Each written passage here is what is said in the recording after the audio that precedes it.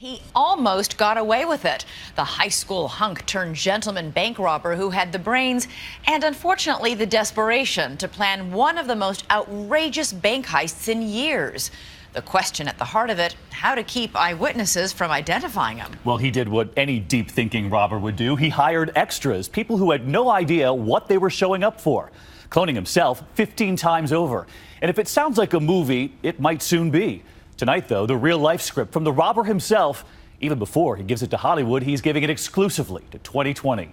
Here's Gio Benitez.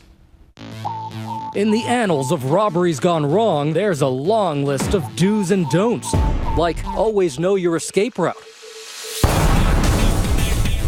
and try to come up with a better disguise than a tree. He had tree branches duct taped about his body.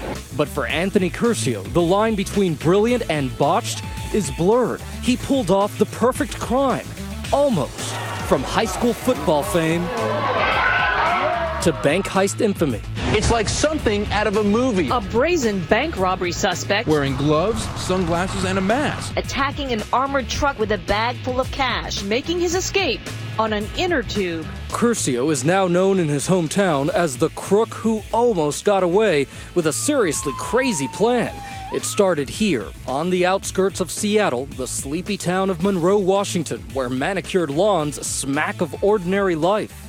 The kind of place where life seems pretty predictable, unless, of course, you're planning the unpredictable. In Curcio's case, it was a crime fit for Hollywood, complete with decoys and disguises, daring escapes on jet skis and inner tubes, and bags overflowing with stolen loot. You had just stolen $400,000. What does that even look like? Enough to fit in a bathtub.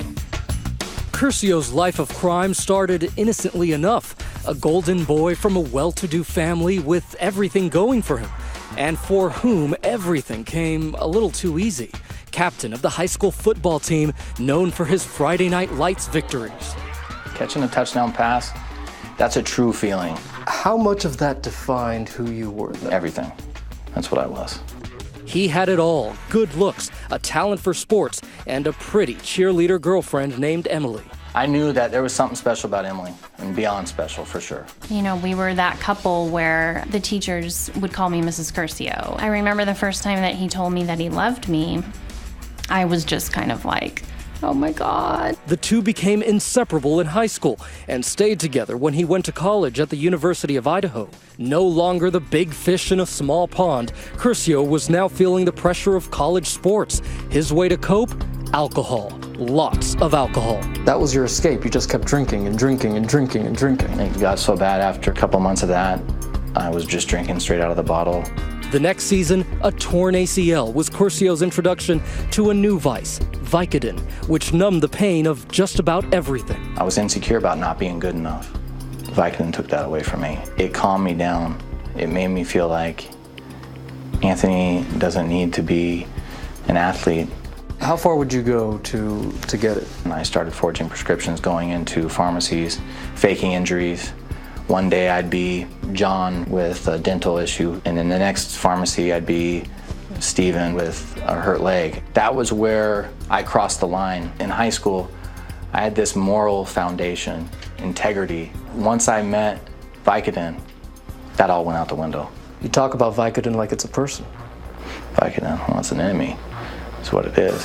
Pills became his lifeblood. When my addiction progressed, my criminal involvement progressed too. The more pills he took, the more brazen his behavior, like dressing up as a mover to steal college furniture. He even created counterfeit baseball cards to sell on eBay, all for his addiction. All I remember is that moment after I take pills and feeling like the man again. Everything's cool, everything's at peace. It was that man who married his high school sweetheart Emily and became a father to a little girl. He lived a double life for over a decade. You were putting on this front.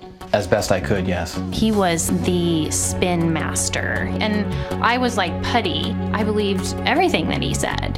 He was a man used to turning a quick buck, so he got into real estate, flipping houses to support an increasingly lavish lifestyle. Not even my wildest nightmares could I have dreamt up or made up the kinds of things that he was actually doing She stayed with him through multiple stints of rehab, but had no idea how far her husband had fallen. At his worst, Curcio says he was blowing through $15,000 a month on drugs, popping 50 pills a day. He was living on the edge. Then he went over it. After investing hundreds of thousands of dollars in homes, The market crashes, Yes. and now you've not just lost your money, now you're losing your drugs. Now I'm losing my drugs. the man on top of the world was going belly up, on the verge of losing his big house and the Mercedes parked out front. Now, with less than $20 in his bank account, he was even stealing groceries. So he did what came naturally, find his next fix. Sitting in a parking lot, munching on a Jack-in-the-Box burger, Curcio came up with an even grander plan for some fast cash. I'd just been into the Bank of America, and I see the armored car show up. What'd you say to yourself? This is the answer. Curcio became obsessed with, even addicted to, planning an armored truck heist, drawing elaborate diagrams of the scene, spending hours watching the trucks and learning their blind spots. All to the hum of Tom Petty's Free Fallin' on the radio. When I was on pills, I have the OCD, very detail-oriented. Curcio came up with a clever disguise when he was out, casing the bank. I started to dress up as like a landscaper that was doing the grounds. I got this landscaping outfit, blue shirt, blue hat, safety vest, and I was so obvious right in front of him that he couldn't see me. The getaway plan? Use something fast to get down a slow-moving creek. A jet ski would do, but when he found the water wasn't deep enough. I start digging this thing out, 6, 7, 8 hours a day. You realize you were literally changing the geography of a creek Yes. so that this could work. Yes, stupid. I mean, you really thought you would be able to pull this off. Yes, there was no question I wouldn't be able to pull it off. That's how I thought then. On the first dry, or rather wet run, the jet ski hit a rock, still not deep enough. So he came up with Plan B. He would use an inflatable yellow inner tube to float his way to freedom. And here's where Curcio's plan jumped the tracks. On a practice run, Curcio stashed his disguise behind a nearby dumpster, forgetting, of course, that where there are dumpsters, there are dumpster divers. This homeless guy with his long beard and a dog started yelling, "I know what that stuff is," or something like that. And I was like, "What are you talking about?" And I got in to my car. I'm thinking, man, you just jeopardized everything. You've done all this planning, you've done all this stuff in order not to get caught. And then I started to think, even if he has a light description, that doesn't mean anything. To Curcio, there was no turning back. And now there was just one step left, creating 15 accomplices to help him pull off his perfect crime. I realized that I could create a decoys by just blending into the crowd. You needed to create the crowd. I needed to create the crowd, and that's when I went to Craigslist. And this latest idea took Curcio's already wacky plan What's up, dude? to a whole new level. This is my day. It's game time. Stay with us.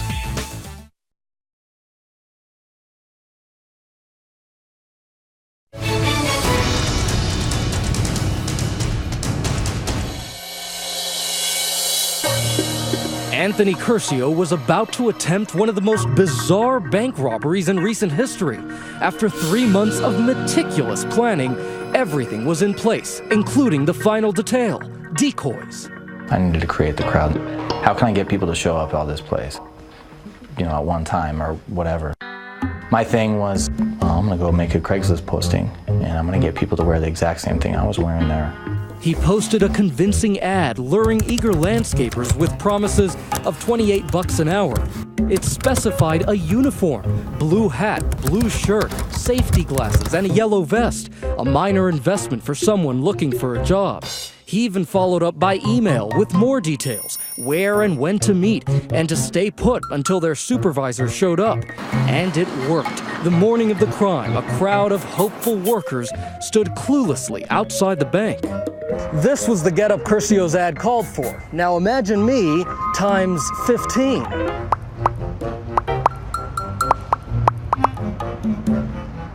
What's up, dude? Now, one of these guys was gonna pull off the ultimate heist that morning. The rest, they were gonna help. They just didn't know it. Corey Skinner was one of those workers. Everybody was just kind of sitting around talking and waiting to go to work. And about 35 minutes later, we finally realized that We weren't there to work. Corey went to high school with Anthony Curcio, but had no idea what the most popular kid in school was about to do. I'm definitely nervous. It felt just like before a big game, except now I'm dealing with my life here. All of a sudden I see the armored car. So I take my mace, I get about 15 feet from him and pepper spray them. This bank surveillance video tells the story. Curcio comes out of nowhere and hits the guard with enough mace to stun a bear. The guard reaches for his eyes and lets go of the bags of money hanging on the cart. Curcio makes his move. I did what I planned on doing and grabbed the money, took off.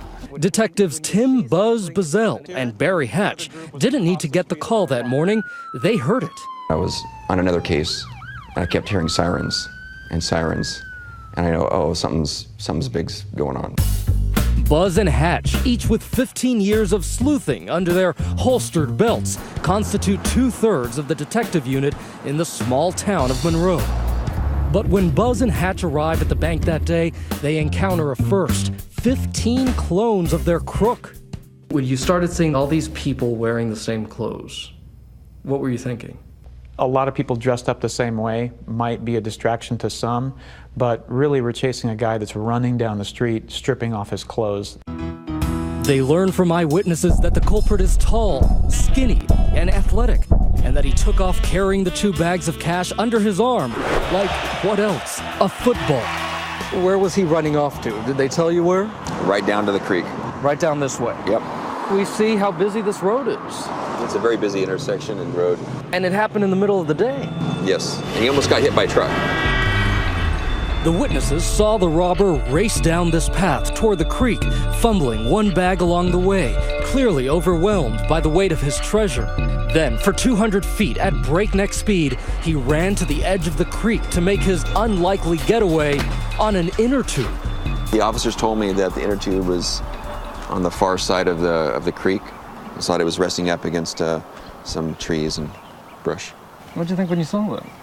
That was a strange way to try to escape from a robbery, and where did he go? Where'd he go? The last place anyone would look for a thief. I have to get out of there. So I'm trying to think in this whole chaotic mess, and the only place I could think of was, well, the one place that the police aren't going to be is at the police station right now. Curcio sets off in the direction of the local police station, now looking like an average Joe walking down Main Street. But this was where Curcio's plan really goes awry, with 2 thoughtless blunders. Number 1, my shoes are soaking wet. When he tries to use a phone at a nearby business, he nearly blows his cover. I'm hoping the receptionist doesn't notice him. I say, is it all right if I use your phone? He gets on the phone and arranges a ride, but then blunder number 2 hits him. Where do you stash 400 grand in cash? After counting it, it was like, okay, it's a done deal. I'm patting myself on the back. I saved the day in my mind. Then I'm trying to figure out, well, what do I do with this money? Where am I going to keep it? You spent all that time planning this heist and all that. You had no idea what you were doing with the money? No. But there was something Curcio left behind in his mad dash. When he ran off, he had tore off his mask, a particle mask, dark sunglasses, a hat, a wig, and threw that onto the ground and continued running down to the river. And what were you thinking when you hear all this? I'm suspecting that all of that is great evidence to catch whoever did it. Inside the robber's mask, trace amounts of saliva that would contain his DNA. But finding the man that matched that DNA would take these detectives on a cat and mouse chase right out of Catch Me If You Can. Someone called in a report of robbery-type items being hidden behind a dumpster near the bank. When they dig up the report, they find the caller not only discovered the disguise, he also took down the license plate of the man who came back for the items. When that officer put that license plate in there, what do you learn about that? The owner of the vehicle. And who's that owner? Emily Curcio. And in the small town of Monroe, everyone knew Emily Curcio was married to Anthony Curcio. Anthony's name was the one that quickly came to the top of the list. Now you have this name at the top of the list, and what do you do with it? Well, we've got to track down the witness to start with, to really solidify that what he saw was what he saw. And this wasn't your typical witness, was it? No. When we come back, who was the mystery caller who had been keeping an eye on Curcio? His identity would shock everyone. Stay with us.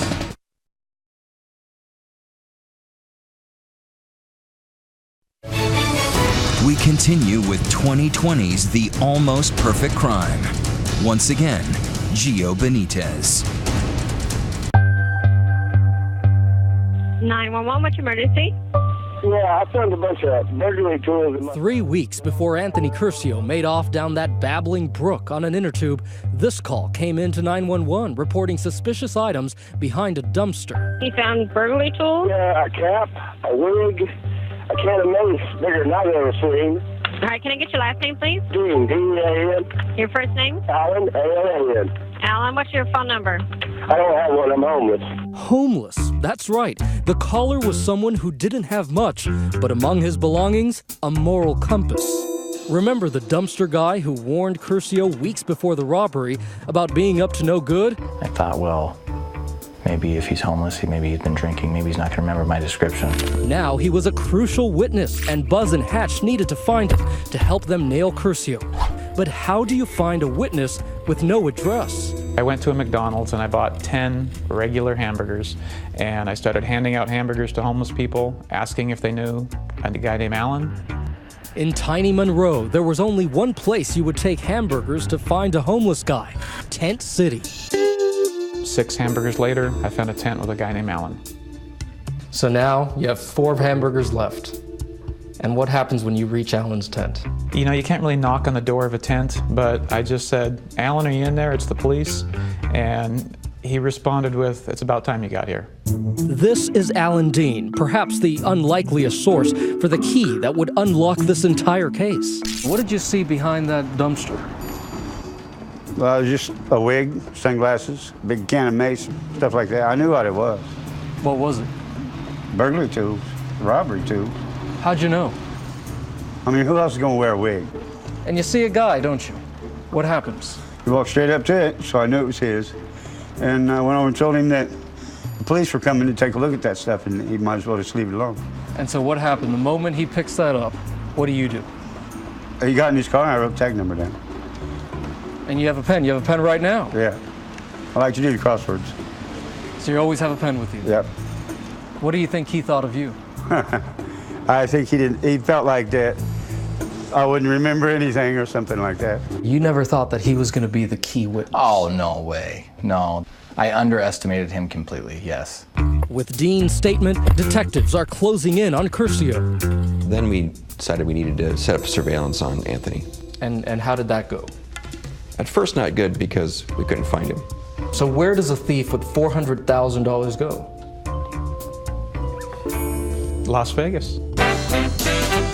That's right. Instead of laying low, Curcio heads to the Palms Hotel in Sin City. And sin he did, cheating on Emily, throwing money around with another woman. But after a night of sex, drugs, and a Britney Spears concert, Curcio's conscience got the better of him, nagging thoughts of his wife, toddler, and now a newborn, just weeks old. It was like, why'd you do that? Why are you in Vegas? Why aren't you home with your family? Why aren't you a husband? Why aren't you a father? And here I have all this money, and it still didn't solve that problem. And it made me sick. He returns home to a very suspicious wife, the town rumor mill still buzzing from the heist.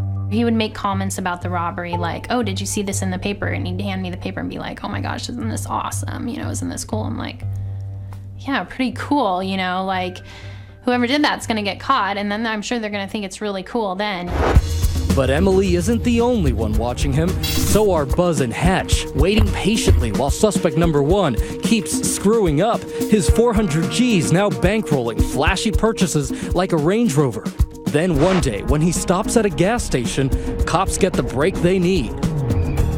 They saw him get out with a Gatorade bottle that he had in his vehicle and throw it into the trash. Inside that bottle, enough of Curcio's DNA to compare to the saliva in that mask ditched at the scene. Bingo, it's a match. What's going through your mind? We got him. We got our guy.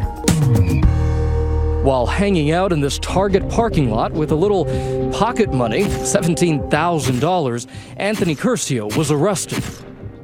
There was definitely a moment where it sunk in that he definitely had something to do with this, and how the hell did I get here was when I looked through that peephole and there's 4 armed police FBI agents on my porch. After years of secret addiction and lies, watching her best friend spiral out of control, Emily was spent. My heart just dropped, you know, and at the same moment it was like, thank God, it's over, you know, this is done. He eventually pled guilty and was sentenced to 6 years in prison. But it was Emily's sentence too. Now a full-time working mom left to raise their 2 girls alone. I sold off all of our belongings basically, and I just left the house and moved in with my parents. When the stolen money was finally recovered, it took 8 people 4 hours to hand count the crumpled bills that arrived in garbage bags. Curcio has given up his addiction and drawing diagrams of armored trucks. He's now taken to drawing pictures for children's books and educating young people about drug addiction. He's already co-authored a book about his wild heist and is working on making amends with Emily. So Emily, a lot of people might be looking at this and saying, what on earth is she doing with this guy? He's lied to you, he's stolen money, he's cheated on you. Why are you sitting right next to him? Because I never forgot about who he was when I fell in love with him. And I just knew that he was still that person somewhere deep inside. Released from prison just 10 weeks ago, Anthony Curcio, the once local football hero, returned home to the small, quiet town of Monroe. Now, instead of crime, he has family on his mind. See how high you can get. I had justified that I was doing this for my family. But you know what? Someone that's doing that for their family would have not gambled with them and lost 5 years of not being around them. You felt like you gambled with them. Yeah. And you should never gamble with something you're not willing to lose. As you can see, Anthony now has 2 children, still together with that high school sweetheart. Would you have taken him back? We're on Twitter throughout the hour. Let us know. Use the hashtag ABC2020.